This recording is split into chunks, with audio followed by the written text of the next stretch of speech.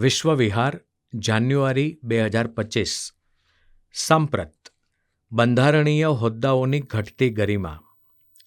લેખન પી.કે. લહેરી. પઠન અશ્વિન આણદાણી.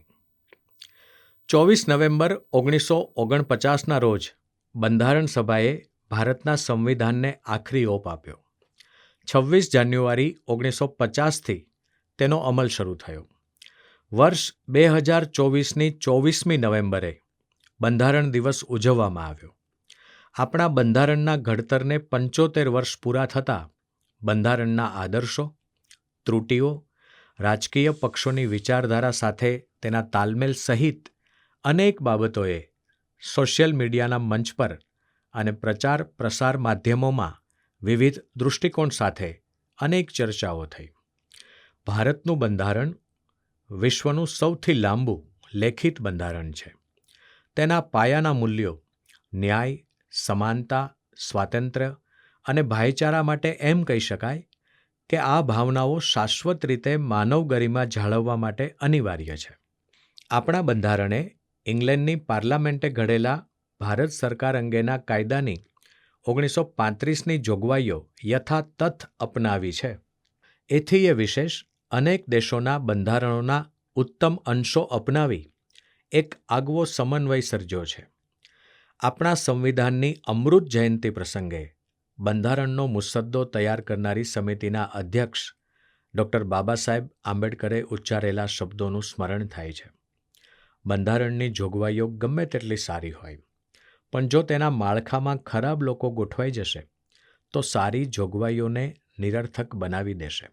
આજે રાજકીય પક્ષો પોતાની વિચારધારા અંગે સ્પષ્ટતા કરવાને બદલે વિરોધી પક્ષના વિચારો અને વર્તન બંધારણથી વિરુદ્ધ છે તેવો જનૂનપૂર્વક પ્રચાર કરી રહ્યા છે. જ્યારે દુનિયાના અનેક દેશોમાં લોકશાહીના બાળ મરણ થયા છે, સરમુખત્યારશાહી, સશસ્ત્ર દળો અને વિદેશી તાકાતોએ લોકોની ઈચ્છા વિરુદ્ધની શાસન વ્યવસ્થા ગોઠવી માનવ અધિકારોનું ઉઘાડે છોગે હનન કર્યું છે, ત્યારે ભારતની લોકશાહી દરેક ભારતીયના હૃદયમાં વિશ્વાસ અને શ્રદ્ધા સાથે ધબકી રહી છે. વિશ્વની સૌથી મોટી લોકશાહી આપણે ત્યાં દૃઢ બની છે તે ઘટનાનું મહત્ત્વ ભવિષ્યના વિશ્વ ઇતિહાસમાં સ્વીકારાશે. આપણી સરકારે કે આપણા સમાજે બંધારણના ઉચ્ચ હેતુઓ સાકાર કર્યા છે તેવો દાવો આપણે કરી શકીએ તેમ નથી. વાસ્તવિકતામાં તો આપણે ન્યાય, સમાનતા, સ્વાતંત્ર્ય અને ભાઈચારા સાથેના સમાજ નિર્માણના કાર્યમાં લાંબો પંથ કાપવો બાકી છે. સ્ત્રી ભ્રૂણ હત્યા હોય, અસ્પૃશ્યતા હોય, નિરક્ષરતા હોય, ન્યાયમાં અસહ્ય વિલંબ હોય, મૂળભૂત અધિકારોનો ભંગ હોય કે દેશ પ્રત્યેની વફાદારી હોય, આપણે અનેક બાબતોમાં બંધારણની વિભાવના પ્રમાણે પરિવર્તનો કરવા જોઈએ. આ તાકીદની જરૂરિયાત છે. આપણી સમક્ષ ગંભીર પડકારો છે. સંવિધાનની 76મી જયંતિ પ્રસંગે બંધારણની ગરિમા જાળવવા માટે જેમણે જાહેરમાં શપથ લીધા છે તેવા મહત્ત્વના પદાધિકારીઓએ તેમના હોદ્દાઓની ગરિમા જાળવી છે કે કેમ તે સાંપ્રત સમયનો યક્ષ પ્રશ્ન છે. ભારતના બંધારણ મુજબ રાષ્ટ્રપતિ, પ્રેસિડેન્ટ ઓફ ઇન્ડિયા, સમગ્ર દેશના વડા અને લશ્કરની ત્રણેય પાંખોના સર્વોચ્ચ સુપ્રીમ કમાન્ડર ઓફ ચીફ છે. બંધારણ તેમને કારોબારીની તમામ સત્તાઓ આપે છે, પરંતુ તેમણે તે સત્તાઓ પરંપરા અને બંધારણીય સુધારાઓ અનુસાર મંત્રીમંડળની સલાહ મુજબ જ ભોગવવાની છે. કારોબારી માટે તે પ્રતિકાત્મક વડા છે, પરંતુ અનેક અગત્યની નિમણૂકો અને નિર્ણયો માટે તેની મંજૂરી આવશ્યક છે. અત્યાર સુધીમાં કુલ 15 વ્યક્તિઓએ રાષ્ટ્રપતિ પદ ભોગવ્યું છે. એક બાજુ doctor Rajendra Prasad, doctor Radhakrishnan, doctor Zakir Hussain, doctor A P J. Abdul Kalam, Shrimati Droupadi મુર્મુએ હોદ્દાની ગરિમાને ઊંચાઈ બક્ષી છે, તો જ્ઞાની જૈલસિંહ, ફખરુદ્દીન અલી અહમદ, પ્રતિભા પાટીલ, વી.વી. ગિરીના અનેક નિર્ણયો અને કાર્યો અંગે થયેલા વિવાદોને કારણે રાષ્ટ્રપતિના હોદ્દાની ગરિમા જળવાઈ ન હતી તે પણ હકીકત છે. ઉપરાષ્ટ્રપતિ પદ પર 14 વ્યક્તિઓએ કામ કર્યું છે. અગાઉ વિદેશ સેવાના અધિકારી રહેલા અંસારી હમીદ અંગે આજે પણ વિવાદો સમાચાર માધ્યમમાં ચમકતા રહે છે.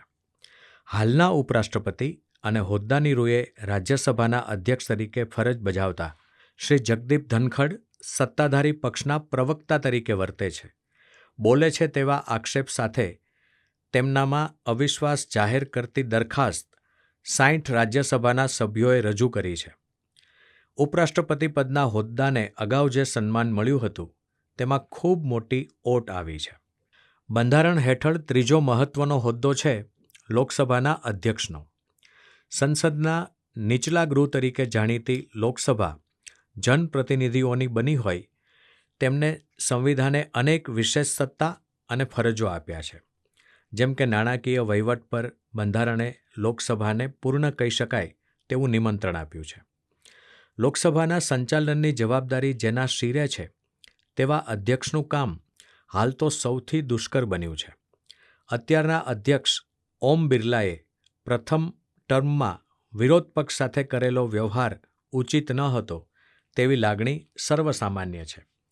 લોકસભા અને રાજ્યસભામાં કોઈ મુદ્દે હંગામો થાય, એજન્ડા પ્રમાણે કોઈ કામગીરી ન થાય અને ગૃહને વારંવાર મોકૂફ રાખવું પડે તે દર્શાવે છે કે સંવિધાને સાંસદોમાં જે વિશ્વાસ મૂક્યો છે તેનો વારંવાર ખુલ્લેઆમ ભંગ થઈ રહ્યો છે. વધારે દુઃખદ વાત તો એ છે કે સાંસદો એમ માને છે કે આવું તો બન્યા જ કરે. લોકસભા છેલ્લા થોડા વર્ષોમાં કારોબારી પરનો નાણાકીય અને વહીવટી અંકુશ ગુમાવી રહી છે.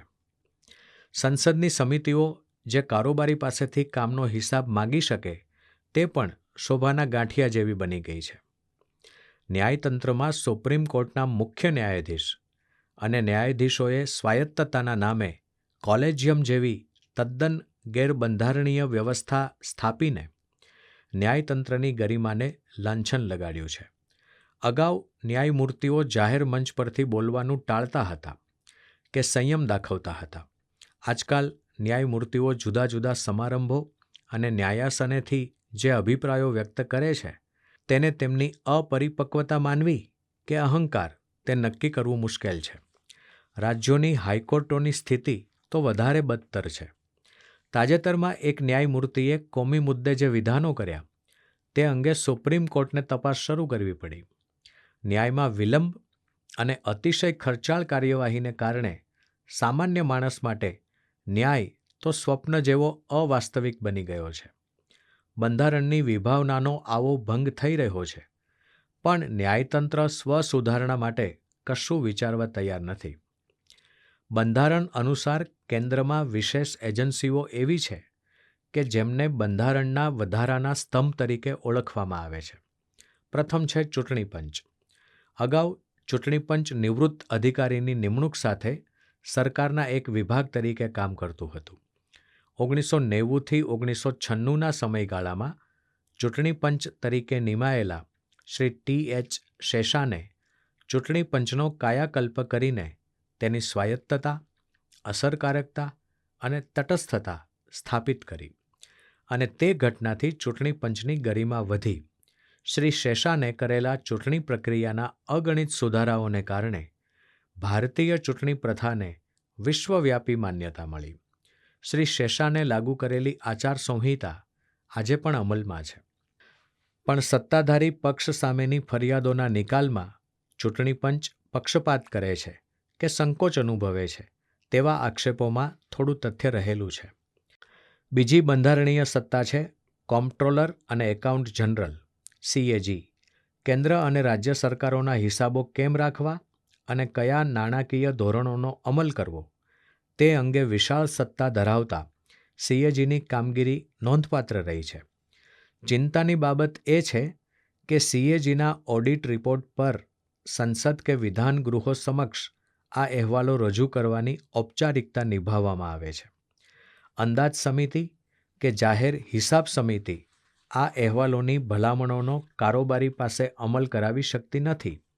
સંસદ, વિધાનગૃહો અને સમિતિઓ નાણાકીય અંકુશમાં વામણી પુરવાર થાય છે ત્યારે જાહેર નાણાંનો દુર્વ્યય અને જાહેર દેવાનો વધારો થતાં સામાન્ય કરદાતા પર બિનજરૂરી બોજો વધતો જાય છે. ભારતના સંવિધાનમાં ત્રીજી મહત્વની સંસ્થા કેન્દ્રમાં એટર્ની જનરલ અને રાજ્યમાં એડવોકેટ જનરલની છે. કેન્દ્ર રાજ્યના કાયદાકીય કામો માટે તજજ્ઞ વકીલોએ આ પદો એકંદરે શોભાવ્યા જરૂર છે, પરંતુ આ હોદ્દા પર હવે જ્ઞાનને બદલે પક્ષ પ્રત્યેની વફાદારીના ધોરણે નિમણૂકો થતી હોવાથી આ હોદ્દાઓ પણ તેની ગરિમા ગુમાવી રહ્યા છે. બંધારણની ચોથી મહત્વની સંસ્થા છે કેન્દ્રીય જાહેર સેવા આયોગ અને રાજ્ય જાહેર સેવા આયોગ. આ આયોગની જવાબદારી સરકારમાં કાયમી અધિકારીઓ અને કર્મચારીઓની પસંદગી, ગુણવત્તા અને માત્ર ગુણવત્તાના આધારે અનામતના અપવાદો સાથે થાય તે માટે જવાબદાર છે. આ ભરતી આયોગો દ્વારા સ્પર્ધાત્મક પરીક્ષા દ્વારા જે ભરતી થાય છે તેમાં નિષ્પક્ષતા અને ન્યાયના ધોરણો સામાન્ય રીતે સારી રીતે જળવાયા છે. અમુક રાજ્યોના આયોગોના કૌભાંડોએ ભરતી પ્રક્રિયા સામે શંકાની સોય તાકી છે. નોકરશાહીને બંધારણની કલમો 311 અને 312 હેઠળ રક્ષણ મળ્યું છે અને તેની ક્ષમતા અને તટસ્થતા જળવાય તે માટે આયોગો સજાગ છે. જો કે પ્રામાણિકતાના મુદ્દે પસંદ થયેલા અધિકારીઓએ પ્રજાને નિરાશ કરી છે. સંવિધાનમાં કેન્દ્ર અને રાજ્યો વચ્ચે સંસાધનોની વાજબી ફાળવણી થતી રહે તે માટે દર 5 વર્ષે નાણાં પંચની રચના કરવામાં આવે છે. તાજેતરમાં 16મા નાણાં પંચની નિમણૂક થઈ છે. નાણાં પંચોએ પોતાની સમક્ષની રજૂઆતો અને તેના પ્રભાવો અંગે વિચારણા કરીને કરેલી ભલામણનો કેન્દ્ર અને રાજ્યોએ ખેલદિલીપૂર્વક સ્વીકાર કર્યો છે. તે દર્શાવે છે કે નાણાં પંચોએ તેમની ભૂમિકા સુપેરે નિભાવી છે. ભારતના સમવાય તંત્રને અસરકારક બનાવવા અને કેન્દ્ર રાજ્યોની સરકારો વચ્ચે સંકલન માટે બંધારણીય કલમ 263 મુજબ આંતરરાજ્ય પરિષદની સ્થાપના રાષ્ટ્રપતિ કરી શકે છે. આ પરિષદ કાયમી હોવી જરૂરી નથી, પણ તેનું અસ્તિત્વ ખૂબ જરૂરી અને ઉપયોગી છે. કેન્દ્ર આ પરિષદનો ઉપયોગ તેની ક્ષમતાથી ખૂબ ઓછો કરે છે. આ પરિષદની કામગીરી દેશમાં સંવાદ અને સંકલનમાં મહત્વનું સ્થાન ધરાવે છે. અંતમાં, રાજ્યમાં કેન્દ્ર દ્વારા નિમાયેલા રાજ્યપાલોની ભૂમિકાની વિચારણા કરવી જરૂરી છે. રાજ્યનો વહીવટ તેમના નામે ચાલે છે.